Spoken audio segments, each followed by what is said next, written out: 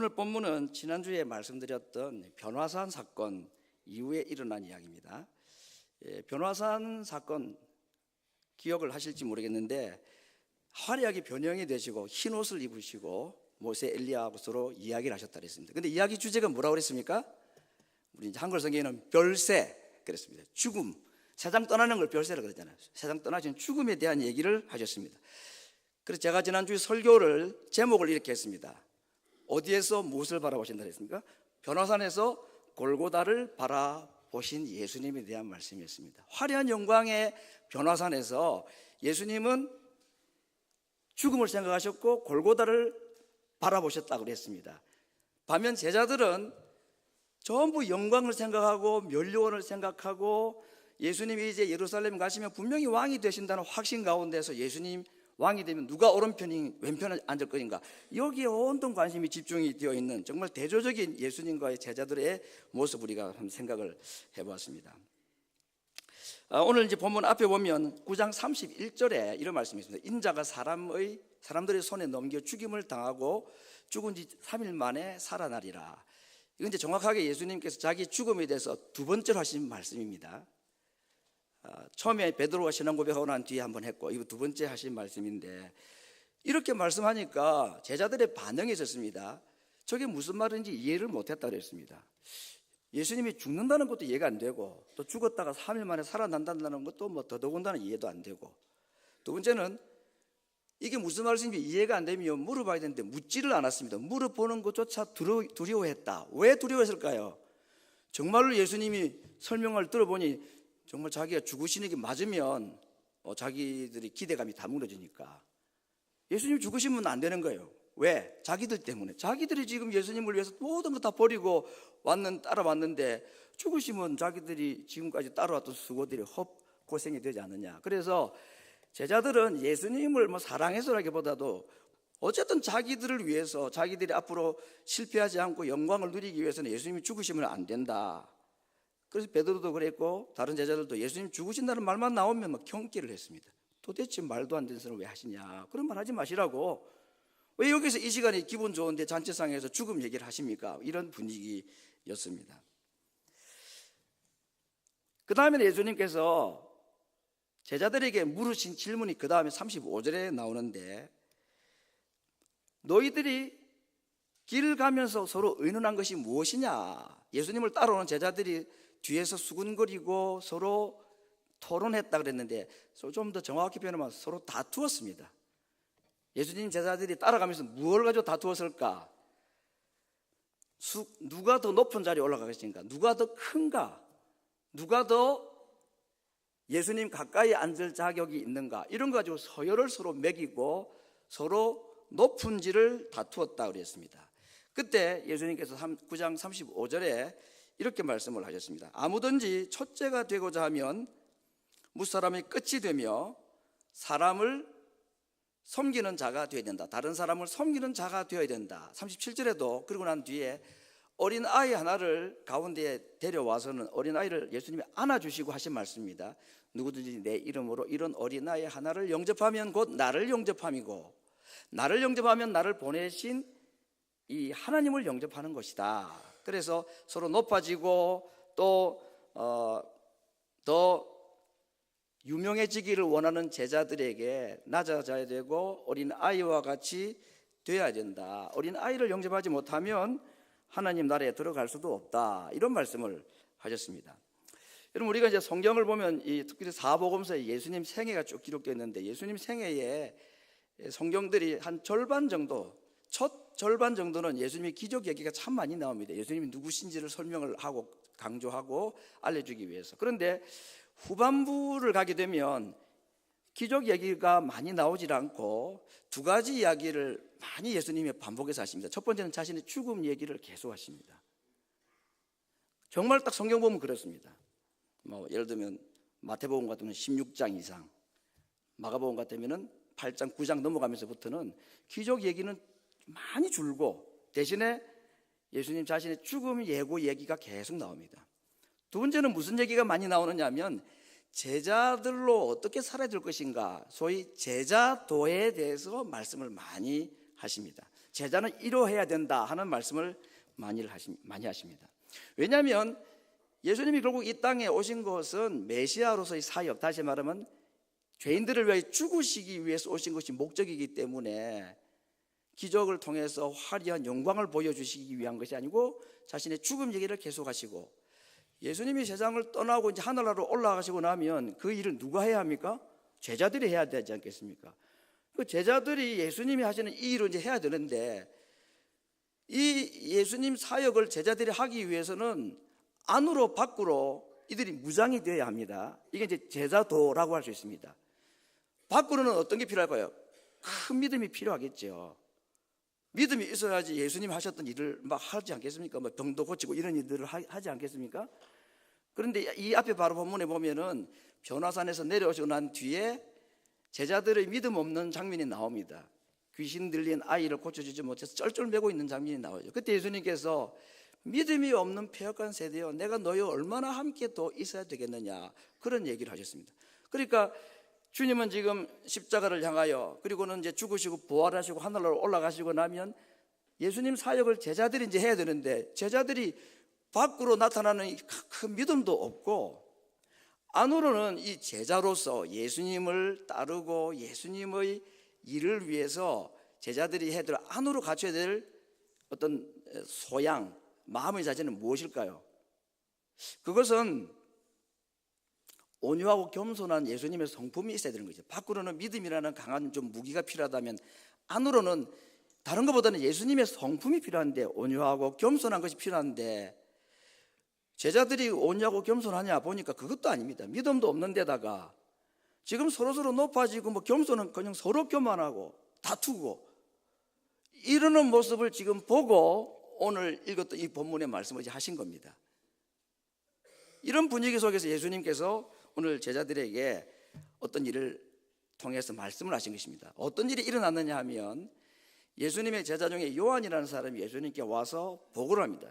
주님, 밖에 우리 중에 들지 아니한 12 제자 중에 들지 아니한 어떤 다른 사람이 예수님의 이름으로 귀신을 쫓아내는 것을 보고 우리가 못하게 말렸습니다. 금지시켰습니다. 아니, 우리하고 같이 있지도 않았는데 자꾸 예수님 이름 가지고 뭐 귀신을 쫓아내고, 그렇게 예수님께 보고를 했을 때 예수님께서 요한을 좀 꾸지람을 했습니다. 그렇게 하지 말라고, 우리를 반대하지 않으면 우리를 위하는 자이고, 아니 귀신 들린 사람을 쫓아내고 그래서 그들에게 복음을 전하는 게 왜 잘못됐느냐. 그래서 요한이 분명히 뭔가 잘못했다는 것을 예수님이 말씀하셨습니다. 여러분, 뭐가 잘못일까요? 요한이 있어서 예수님의 이름으로 귀신을 쫓아내는 사람을 금지시키고 말렸는데 그게 뭐가 잘못돼서 예수님이 이렇게 잘못을 꾸지람했을까? 요한이 과연 왜 그 사람을 못하게 했을까요? 그 능력 행하는 일을 왜 못하게 했을까? 여러분, 요한과 그의 형제 야고보의 별명이 있습니다. 예수님이 지어주신 별명, 우리의 아들이라 그랬습니다. 굉장히 성격이 급하고 또 화도 잘 내고 다른 것보다도 질투심이 참 많은, 그래서 요한은 성경에는 좋은 표현으로 예수님이 가장 사랑하시던 제자라고 되어 있지만, 요한은 예수님의 사랑을 독차지하고 싶은 욕심이 많았던 사람입니다. 그래서 식사할 때는 항상 예수님 제일 옆에 앉았습니다. 뭐 자기가 알아서 예수님 옆에 먼저 앉아요.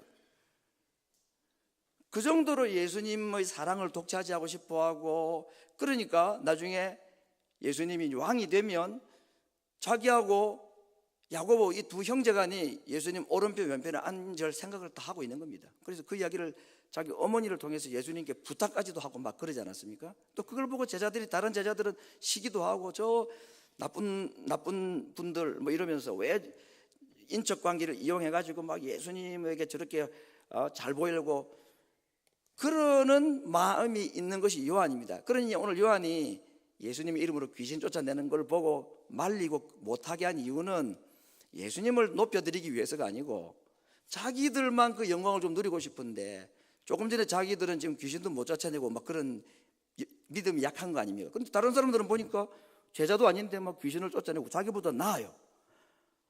그러니 참 제자라는 우리는 참 이 능력이 없고 이 모양 이 꼴인데 저런 사람들은 보니까 참 하나님의 능력을 받아가지고 병을 고치고 우리가 좀 뭐가 부족한 거구나 이렇게 좀 하면 얼마나 좋겠습니까? 근데 시기심이 나가지고 우리도 못하네 너도 하지 마, 그렇게 지금 한 것에 대해서 예수님이 꾸지람을 하고 있는 것입니다. 따지고 보면 요한은 하나님의 영광이나 하나님의 나라나 주님을 위해서 열심히 봉사하고 섬긴다기보다는 자기 영광을 드러내고 자기 만족을 위해서 자기 높은 자리를 차지하기 위한 목적으로 자기보다 더 나은 사람들을 경계하고 이렇게 하는 시기심의 발로로 이런 일을 행했기 때문에 예수님이 그걸 꾸지람을 했다고 볼 수가 있을 것입니다. 열심과 은사는 성령과 은혜로 옷 입지 않으면 요한과 같은 실수를 우리가 하기가 쉽습니다. 그래서 바울은 이렇게 말했습니다. 로마서 15장 7절에 이러므로 그리스도께서 우리를 받아 하나님께 영광을 돌리심과 같이 너희도 서로 받아주어라. 갈라디아 5장 14절 15절도 유명한 말씀이죠. 온 율법은 내 이웃 사랑하기를 내 몸과 같이 하라 하신 한 말씀에 다 이루었는데 만일 서로 물고 먹으면 피차 멸망할까 조심하라. 이런 말씀도 하셨습니다. 어느 공동체나 특별히 교회 공동체에서 그런 것 같습니다. 나보다 더 인정받는 사람이 나타나면 경계하고 질투를 합니다. 지금까지 나와 참 친했던 가장 친했던 친구가 있었는데 어느 날 다른 사람하고 친해지거나 또는 새로운 교인과 더 가까워지고 하면 그것도 좀 질투를 합니다. 배신감을 느끼고 화가 나기도 합니다. 심지어는 신앙이 미지근하던 사람이 어느 날 은혜 받고 신앙에 뜨거운 열정을 가지고 열심히 교회를 봉사하고 예배 참석을 하고 봉사활동, 기도생활 열심히 하는 거 보면 나도 도전받고 늦게 믿어도 정말 먼저 된 자가 나중되고 나중된 자가 먼저 된 자더니 저렇게 열심히 나도 믿음 생활을 해보게 될 텐데 그렇게 할 것보다는 그 믿음 없던 자가 믿음 회복해서 뜨겁게 믿는 그것조차도 별로 기분 나빠하고 별로 좋아하지 않습니다. 왕년에는 누가 안 그래 봤나? 좀 있어 봐봐. 분명히 시들해질 거야. 그리고 정말로 그렇게 되면 그거 봐. 우리 모두의 이야기죠. 정말 유치하기 짝이 없는 마음으로 생각하고 또 그렇게 말도 하기도 합니다. 다른 사람보다 더 인정받고 싶어하는 마음, 누군가보다 내가 더 인정받는 것을 더 좋아하고 다른 사람이 나보다 더 인정받는 것을 참지 못하는 불같은 질투심, 오늘 요한의 모습이 바로 그런 것입니다. 십자가를 향해 걸어가시는 예수님을 따르는 자들로서는 반드시 극복해야 될 대목인 것입니다. 예수님께서는 어린 아이에 대한 말씀을 계속 하셨는데 어린 아이 하나를 예수님의 이름으로 영접하는 것은 곧 예수님을 영접하는 것이라고 했고 그것은 곧 예수님을 보내신 하나님을 영접하는 것이라 그렇게 말씀했습니다.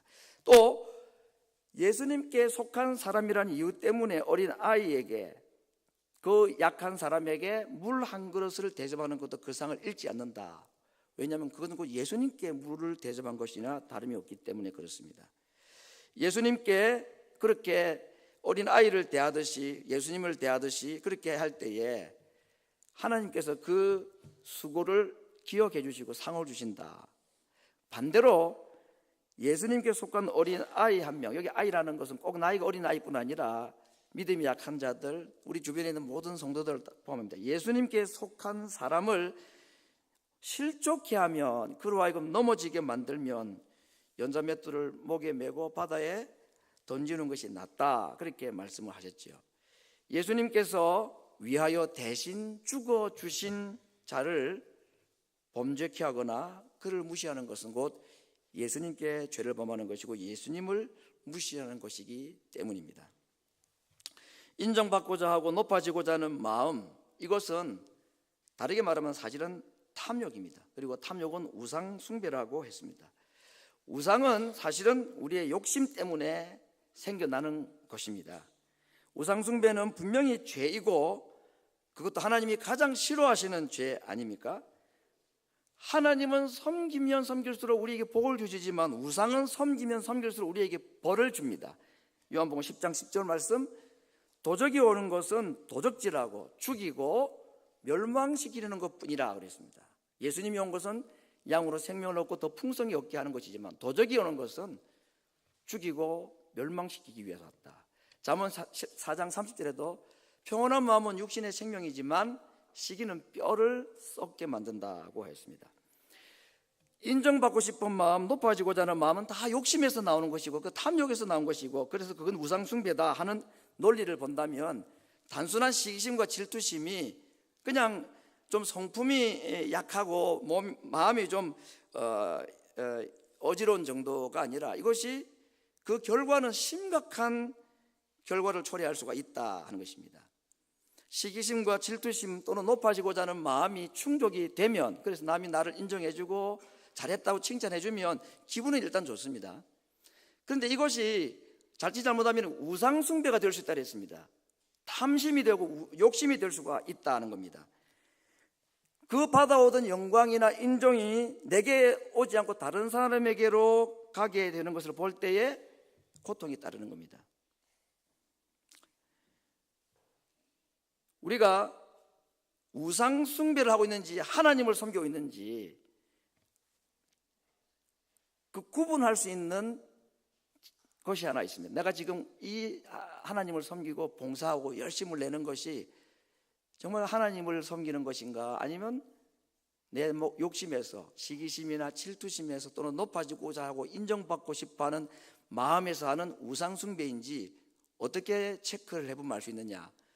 내게 더 이상 인정과 칭찬과 영광이 돌아오지 않을 때, 그 인정이 다른 사람에게로 갈 때 내 마음에 요한과 같은 이런 불타는 질투심이 있고 시기심이 있고 절망이 있고 기쁨이 사라지면 그동안 우리는 하나님을 섬기는 것이 아니고 우상을 섬겨왔던 것입니다. 앞에 말씀드렸죠. 도적은, 자기를 섬기는 우상은 우리에게 도적질하고 뺏어가고 우리를 죽이고 우리를 멸망시킨다고 그랬습니다. 우상은 숭배하면 숭배할수록 우상이 우리에게, 사탄이 우리에게 주는 고통을 우리가 감내하지 않을 수가 없다는 것입니다. 예수님께서는 소자 중에 하나를 실족게 하지 말라고, 그런 사람을 실족게 하고 넘어지게 만들면 차라리 연자맷돌을 매는 것이 낫다고 말씀을 하셨습니다. 이 말씀을 보면 어린 아이를 또는 다른 사람을 실족게 하는 죄가 얼마나 큰 죄인가라는 것을 알 수가 있습니다. 그래서 오늘 마가복음 9장 43절, 우리가 오늘 주일학교 어린이들과 함께 읽었던 이 본문에 보면, 만일 손이 범죄하면 찍어버리고 발이 범죄하면 찍어버리고 눈이 범죄하면 뽑아버리라. 앞에 우리 주일학교 어린이들에게도 말씀을 드렸는데, 오늘 이 말씀은 정말 우리의 육체를 찍어버리라는 말씀이 아니겠죠. 만약에 우리가 정말 이 말씀대로, 지금도 이슬람 국가 중에서 이런 법을 집행하는 나라도 있긴 합니다. 도둑질하다 걸리면 손 찍어버리고 공개적으로 그렇게 하는 경우가 있습니다. 그러면 도둑질하는 게 훨씬 줄어들긴 한답니다. 근데 우리 몸의 장기가 한 210가지가 된답니다. 머리끝부터 발끝까지, 아래 뭐 심장, 콩팥 이런 거 다 해가지고 한 200개 정도 우리가 가지고 있다는데, 죄를 지을 때마다 하나씩 떼버리면 며칠 만에 우리가 완전 분해가 될까? 며칠 안 갈 것 같은데요. 우리가 하루에 뭐 제일 먼저 없어지는 게 뭘까? 뇌부터 없어질 것 같아요. 생각으로 너무 많이 죄를 범하니까. 말은 좀 아끼고 행동은 좀 천천히 나오는데 생각은 막 여과 없이 막 들어오는 대로 해버리고, 그러니까 제 생각은 그렇지만 두 번째 빠져나갈 장기는 혓바닥 같아요. 말 가지고 막 이렇게 하니까. 장기를 정말 뽑아버리는 말씀 아니겠죠. 오늘 이 예수님이 하시는 말씀은, 이 무시무시한 말씀은 앞에 우리 주일학교 어린이 얘기도 말씀을 드린 대로, 첫 번째는 내가 정말 그렇게 손발이 다 뽑히고 눈다리 뽑혀야지 될 자가 맞습니다. 그렇게 해서라도 지옥에 안 간다면 그게 낫죠. 그게 맞는 겁니다. 그런데 그렇게 해가지고 우리가 천국 갈 때에 몇 개나 건지고 천국 가겠습니까? 그래서 이 말씀은 내가 손발 잘리고 눈이 뽑혀야 되는 그 고통을 사실 예수님이 대신 당해 주신 것이죠.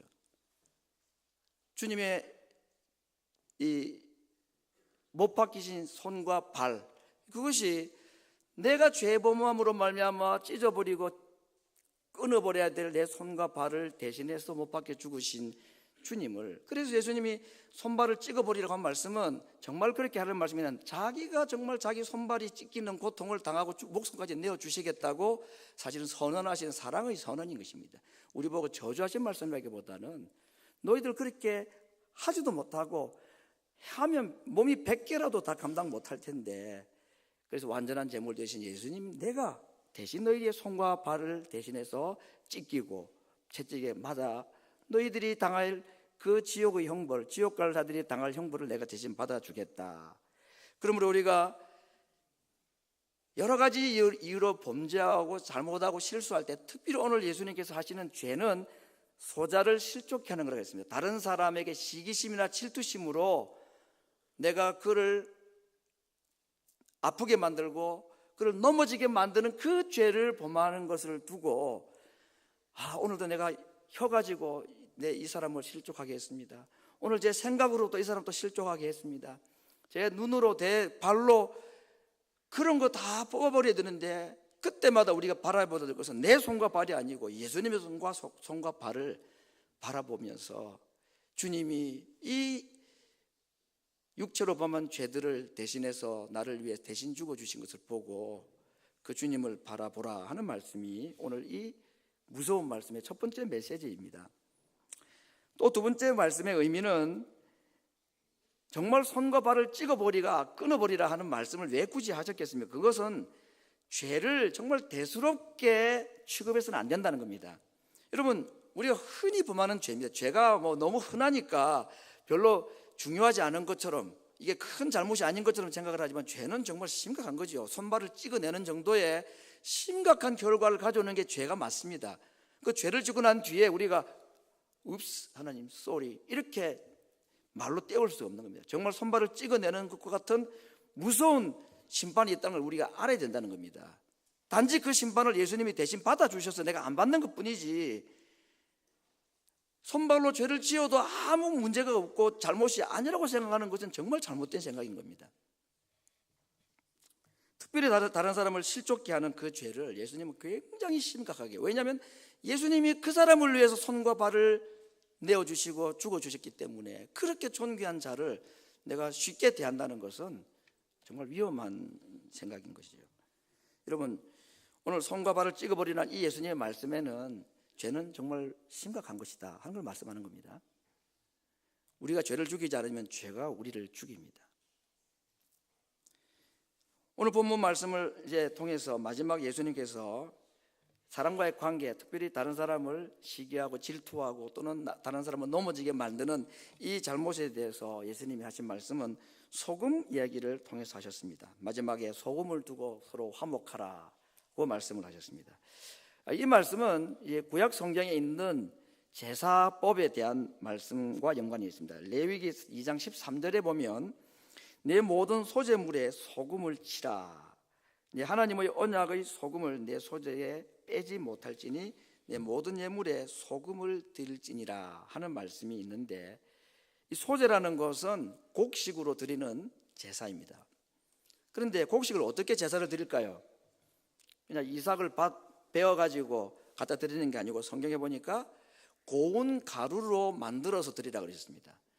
성경에 이제 고운 가루라는 말은 그냥 예쁜 가루라는 말이 아니고, 요즘같이 이렇게 그 껍질을 벗기고 또 가루를 잘 만드는 기계가 발달되어 있을 때는 모르지만, 그 옛날에 그냥 절구를 찢거나 아니면 맷돌로 돌리거나 손으로 다 해야 되는데, 그냥 그 강력분이라 그럽니까? 그 좀 거칠거칠한 가루가 아니고 아주 좋은 가루, 아주 곱게 간 가루로 만들라 그랬습니다.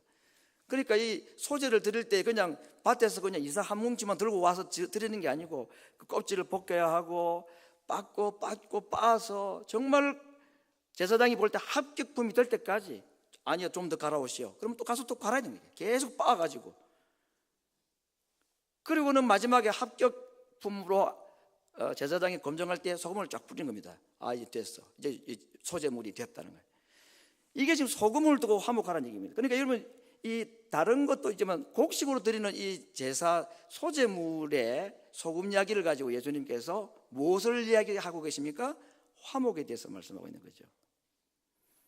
이건 정말 예수님 자신의 육체가 손발이 찢기고 옷이 벗김을 당하고 채찍에 맞아서 그분의 뼈가 부스러질 것 같고, 그분의 예수님 뼈는 안 부서졌습니다. 실제로는 그 몸이 채찍에 맞아서 정말 누더기처럼 된, 그게 바로 이 제물로 쓰이기 위해서 갈아지고 벗겨지고 했던 이 소제물 고운 가루와 같은 모습이 이 예수님의 육체의 고통, 예수 육체의 흠이 났던 것, 이것이 그걸 보여주는 거 아니겠습니까? 그 위에 마지막에 소금으로 딱 뿌리면 이건 소제물로 합격이다 하는 거 아닙니까?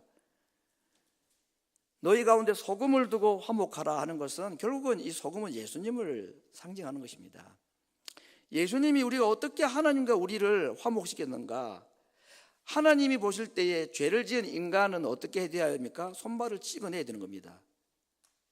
그래야 하나님 나라에 들어올 수 있는 자격이 있는 자들인데, 하나님께 그렇게 자격이 없고 벌써 멸망을 당해도 몇 번 태어나자마자 뭐 손발 하나씩 다 잘려나갈 이 불쌍한 인생들, 하나님과 우리가 화목할 수가 없는 겁니다. 하나님 우리를 용서할 수가 없는 겁니다. 그런데 하나님께서 우리를 영접하시고 우리를 화해하시고 우리를 받아주시기 위해서 중간에 소금이신 예수님이, 알고 계신 예수님이 스스로 찢기고 빠지고 온 몸을 내어주시고, 그래서 하나님 보실 때에 예수님의 육체의 죽음이 하나님과 우리 사이를 화목케 하는 소재물로서 충분히 가치가 있어서 소금을 뿌린 겁니다. 이거는 언약입니다. 약속이라고 했습니다. 예수님이면 내가 된다는 것입니다. 예수님이면 내가 너희를 받아주겠다는, 예수님은 완전한 제물이기 때문에 그 벗겨지고 빠진 깨끗한 고운 가루이신 예수님, 그 예수님에게 하나님은 소금을 뿌려주시는 겁니다. 이 제물이야만이 육체로 범한 죄를 범한 너희들을 내가 받아주고 너희가 너희들과 화목할 수가 있다. 그게 오늘 이 소금을 두고 화목하라는 말씀의 의미인 것입니다. 예수님 스스로가 소재물 가루가 되기로 작정을 하신 겁니다. 손과 발을 찍어버리라고 하실 때 예수님 자신의 손과 발을 찢어지실 것을 다짐하시고 그렇게 하신 말씀인 것입니다. 오늘 이 말씀 모두는 자신이 하시겠다는 거 아니겠습니까? 우리의 손과 발을 찍으라는 말도 아니고 우리가 스스로 몸이 깨어지라고 말씀한 것도 아니고 자신이 그렇게 하겠다는 겁니다. 그리고는 우리에게 스스로 제물이 되시고 스스로 깨끗하고 고운 가루가 되셔서 이제 우리에게 마지막으로 부탁하신 게 무엇입니까? 시기하고 질투하고 미워하고 서로 높아지고자 하고 인정받고자 하는 그 마음으로 가득 차 있는 우리의 아들들인 우리들에게 예수님이 자신을 소금으로, 소재물로, 번제물로 우리에게 내어주신 것입니다. 나를 너희 안에 두고 나를 너희들 가운데 두고 서로 화목하라. 여러분, 우리의 아들들인 우리는 화목할 수가 없습니다.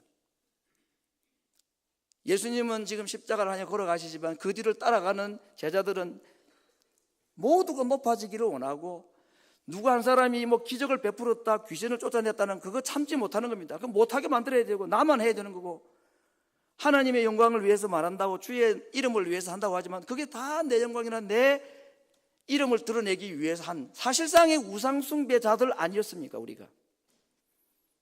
그래서 우리는 도적이 와서 우리를 도적질하고 우리 것을 뺏어가고 멸망시키고 죽이는 그 일에 우리가 사탄에게 조금도 저항하지 못하고 그렇게 비참하게 살아갈 인생들을 하나님으로부터 버림을 당하고 가까워지고 화목할 수 없는 우리들, 이런 어처구니 없는 모습으로 살아가는 우리들이 어떻게 하나님과 화목이 되겠습니까? 그런데 그 거룩하신 하나님과 형편없는 우리 죄인인 우리도 화목이 되었던 것은 소재물 되신 예수님, 그리고 그 소재물을 하나님이 제물로 인정하신 소금의 뿌려짐이 있었기 때문에 하나님과 우리 사이에 화목이 가능했던 것입니다. 이거 복음입니다. 하나님과 우리가 화목이 어떻게 된단 말입니까? 손발을 다 찍어내도 그게 안 되는 일인데, 그 거룩하신 하나님, 눈이 정결하여 죄를 참아 보지 못하시는 하나님, 그 하나님이 우리를 받아주신 것은 손발이 없어진 우리이기 때문이 아니라 예수님이 우리를 위해 손발이 찢기시고 예수님이 자신이 고운 소재물 가루로 자신의 삶이 완전히 빠지셨기 때문에 그 예수님을 하나님께서 합격품 제물로 소금을 치셨기 때문에 예수님을 사이에 두고는 하나님과도 화목이 가능하고, 예수님을 우리 속에, 내 속에 두기만 하면 우리의 아들들인 우리들도 화목이 가능하다는 것을 말씀해 주고 있습니다. 하나님과 우리가 화목하기 위해서 예수님이 더 하실 일이 있나요? 우리의 아들로 살아가는 우리들이 서로 화목하게 하기 위해서 하나님 편에서 더 하실 일이 있다고 생각하십니까? 없습니다. 충분히 합격 제물로 예수님이 우리에게 주어지셨기 때문에 하나님과의 화목뿐 아니라 성도와의 화목도 소금이신 주님, 소재물 되신 예수님, 그분을 내 속에 깊이 모시면, 그분을 내가 정말 깊이 깨닫고 내 속에 계신 그 주님, 소금이 되시고 소재물 가루로 오신 그 예수님을 내가 깊이 깨닫고, 나 대신에 손과 발이 찢기신 그 주님을 내 마음에 깊이 깨닫고 모시고, 그것만 되면 우리에게 소금을 둔 화목이 가능하다고 예수님이 말씀하신 것입니다. 오늘 말씀은 특별히 높아지고자 하는 죄, 시기와 질투, 그것으로 인해서 다른 사람들, 약한 사람들, 어린 아이들을 실족케 하는 죄에 대해서 예수님이 해결책으로 제시하신 말씀이었습니다. 우리가 이제 잠시 한번 고난주간을 이제 한 주간 앞두고 골고다의 주님을 생각하면서 저 낮은 곳을 향하여 달려갈 우리의 신앙의 슬로건을 가지고 한번 생각을 해보기를 원합니다. 나는 과연 죄를 내 개인적으로 하나님의 보는 죄뿐 아니라 특별히 다른 사람을, 다른 성도들을 넘어지게 만들거나 시기하거나 질투하는 마음으로 지은 죄를 어느 정도로 심각하게 생각하고 있는가?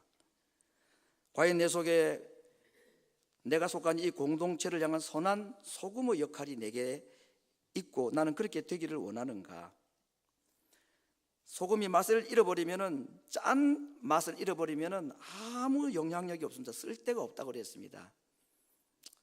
우리가, 또 우리 교회가, 내가 다른 사회에 영향을 끼칠 수 있는 정말 소금으로 살아가는가? 나는 정말 교회 안에서 다른 성도들과의 이 화목의 관계를 유지하기 위해서 소재물 대신 고운 가루로 오신 예수님, 그 위에 소금으로 하나님께서 인정하신 그 소재물 대신 예수님을 내 속에 깊이 모시고, 그래서 교회 안에 다른 성도들과 화나됨과 화평과 화목을 도모하는 자인가?